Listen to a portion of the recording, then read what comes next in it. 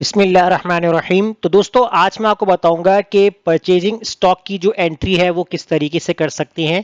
कि जैसा कि आपके पास कुछ ब्रांड्स हैं, इन ब्रांड्स की आपके पास यहाँ पर प्राइस आपको एंट्री करनी है। जैसा कि मैं यहाँ पर टाइप कर लेता हूँ 5 लैक्स और मैं इसको जब एंटर करता हूँ तो मेरे पास यहाँ पर जो इसका डिस्काउंट है, टोटल जो इसका टोटल बिल है, उसका टैक्स और उसका नेट बिल ऑटोमेटिकली यहाँ पर कैलकुलेट हो रहा है। अब अगर मैं इस जो ब्रांड है इसका अगर मैं स्टॉक यहाँ पर एंटर करता हूँ, जैसे मैंने यहाँ पर 5 स्टॉक एंटर कर दिया, तो यहाँ पर मेरी इसकी फाइनेंशियली कॉस्ट जो थी वो भी यहाँ पर कैलकुलेट होके आ जाएगी।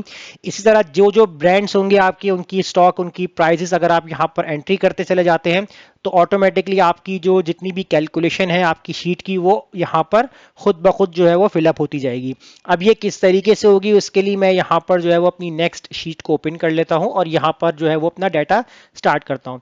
सबसे पहले आपको क्या काम करना है, यहाँ पर आपके जो ब्रांड्स होंगे आपने उनकी यहाँ पर एक लिस्ट क्रिएट करनी है। उसके बाद फिर आप यहाँ पर आएंगे, आपने जो है वो अपने ब्रांड का जितना स्टॉक जो होगा आपके पास वो आपने एंटर करना है। नेक्स्ट जो उसकी कॉस्ट होगी वो आपको लिखनी है और फाइनेंस कॉस्ट जो होगी वो आप यहाँ पर ऐड करेंगे। उसके बाद फिर आप यहाँ पर ऐड करेंगे कि डिस्काउंट जो है वो कितना परसेंट है, तो वो भी आप यहाँ पर जो है वो ऐड करेंगे।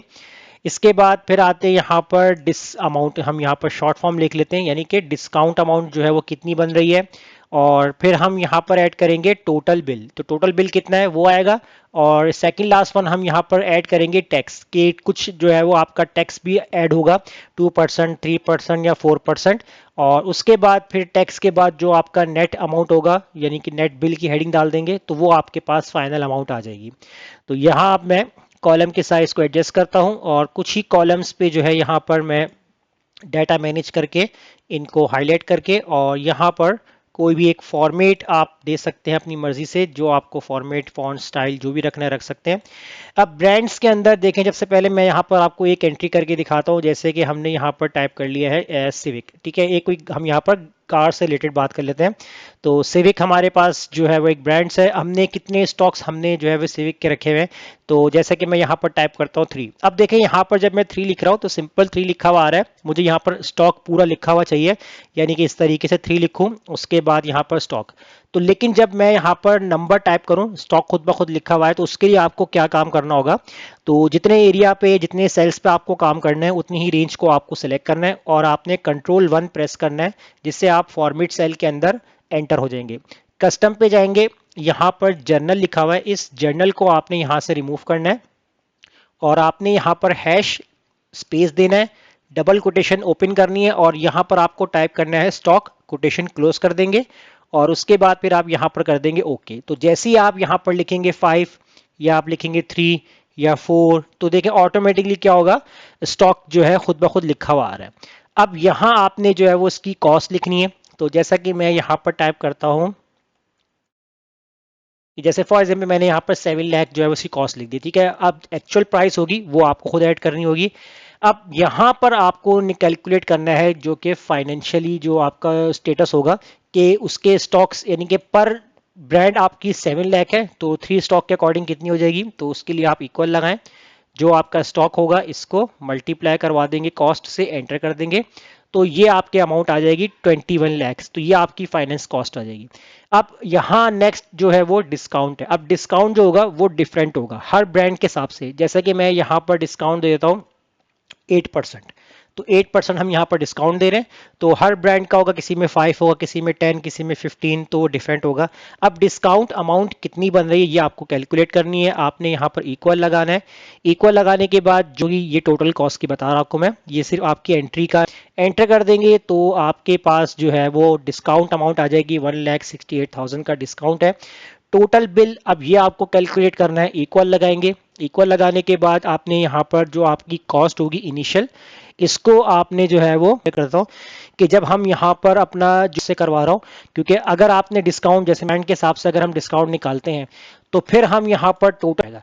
मैंने फाइनेंस के साथ डिस्काउंट निकाला था तो फिर माइनस में फाइनेंस के साथ ही कराएंगे, ठीक है, क्योंकि आपके पास टोटल एवरेज आ रहा है।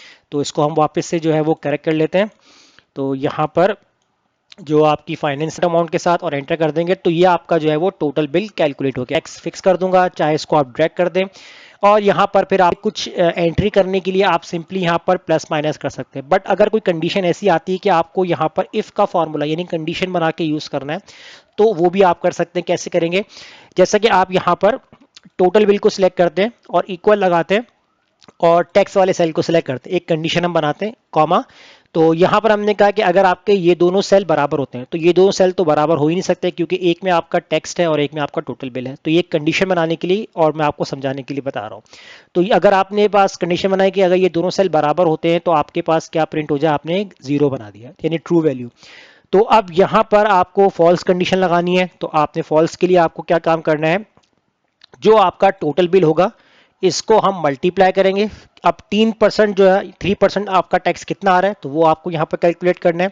तो 3% आपका जो है वो कैलकुलेट हो जाएगा, लेकिन हमें वो टैक्स भी ऐड करना है। तो उसके लिए हम यहाँ पर प्लस कर देंगे दोबारा से अपने टोटल बिल को और उसके बाद ब्रैकेट क्लोज कर देंगे और अब हम यहाँ पर कर देंगे एंटर। तो ये आपकी जो है वो फाइनल कॉस्ट कैलकुलेट होके आ जाएगी। तो ये आपकी नेट बिल अमाउंट बनेगी। अब नेट बिल अमाउंट आ जाएगी। अब इसके बाद आप यहाँ पर जितनी प्राइजेस हैं, जो फॉर्मूले हैं, ड्रैग करना से ड्रैग कर सकते हैं। और जैसे कि मैं यहाँ पर 5% कर देता हूँ, यहाँ पर 3% कर देता हूँ, यहाँ पर 7% कर देता हूँ। और उसके बाद यहाँ जो डिस्काउंट अमाउंट है, इसको फॉर्मूले को भी हम यहाँ नीचे तक जो है वो ड्रैग करवा रहे हैं।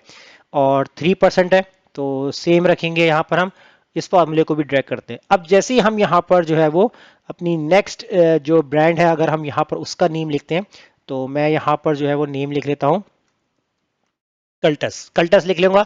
अब इसके बाद मुझे उसकी स्टॉक लिखनी है कि कितने स्टॉक्स है। तो मैंने अगर यहाँ लिखा 5 स्टॉक्स, एंटर करूंगा तो यहाँ पर देखें मेरे पास कॉस्ट उसकी कितनी है, मैंने यहाँ पर ऐड कर दिया 6,50,000। तो देखिए ऑटोमेटिकली क्या हुआ, सिर्फ आपको अपनी एंट्री करनी है स्टॉक की, कॉस्ट की और अपनी ब्रांड्स की।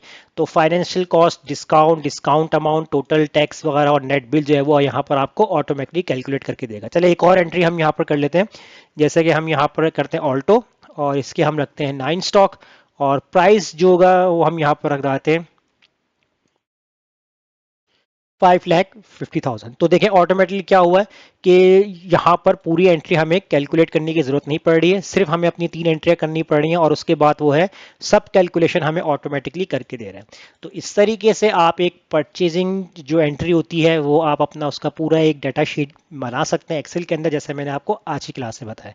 तो फिलहाल आप इस क्लास की प्रैक्टिस कीजिए, मुझे इजाजत दीजिए, अल्लाह हाफिज।